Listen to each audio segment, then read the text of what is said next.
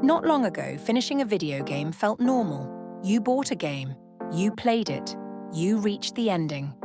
And then, you moved on to the next adventure. Today, things are different. Millions of players own hundreds of games they've never completed. Some haven't even been started. Digital libraries continue growing, backlogs continue expanding, and many gamers are beginning to ask the same question. Why don't we finish games anymore?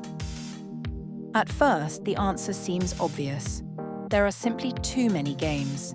Every year brings thousands of new releases, huge open worlds, independent hits, remakes, sequels, multiplayer games, live service experiences. The amount of content available today would have seemed impossible 20 years ago. Back then, buying a new game was a significant event. You might spend weeks or even months focused on a single title. Today, another game is always waiting. A sale appears. A subscription service adds new content. A friend recommends something interesting. The next distraction is only a few clicks away. But having too many games is only part of the story. Modern games themselves have changed. Many are significantly larger than older titles.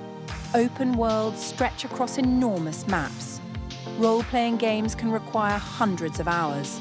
Side quests fill journals with endless objectives.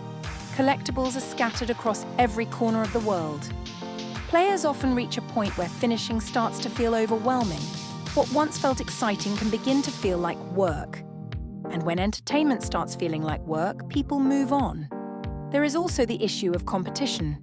Games are no longer competing only against other games.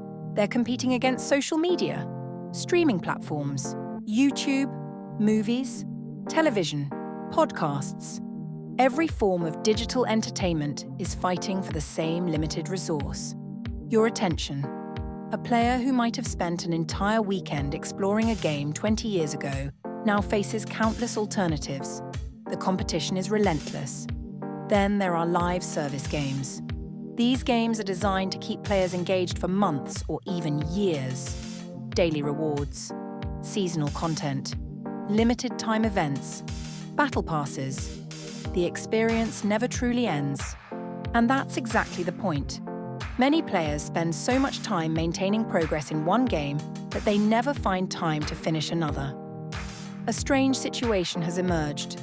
Players have more games than ever before, yet less time to complete them. The psychology behind this is fascinating. Starting a new game is exciting. Everything feels fresh. New mechanics, new worlds, new possibilities. Finishing a game is different. The mystery is gone. The systems are familiar.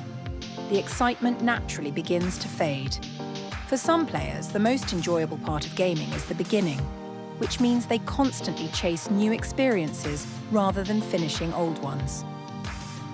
Digital storefronts make this even easier. In the past, buying a game required effort. You visited a store. You spent your money carefully. Today, entire collections can be purchased during a weekend sale.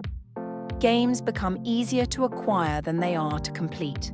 And when something becomes abundant, it often becomes less valuable. Ironically, many players spend more time choosing what to play than actually playing. A library containing hundreds of options can create its own problem: decision fatigue. The more choices people have, the harder it becomes to commit to any single one. Artificial intelligence may make this situation even more extreme.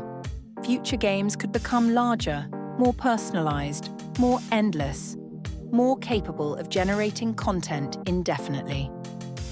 If today's games already feel impossible to finish, what happens when a game can create new adventures forever? Perhaps the real issue isn't that gamers have become less patient. Perhaps games have become too large, too abundant, and too effective at competing for attention. The gaming industry has spent decades trying to provide more content, more quests, more worlds, more activities, more reasons to keep playing. And in many ways, it succeeded. The problem is that players only have so much time.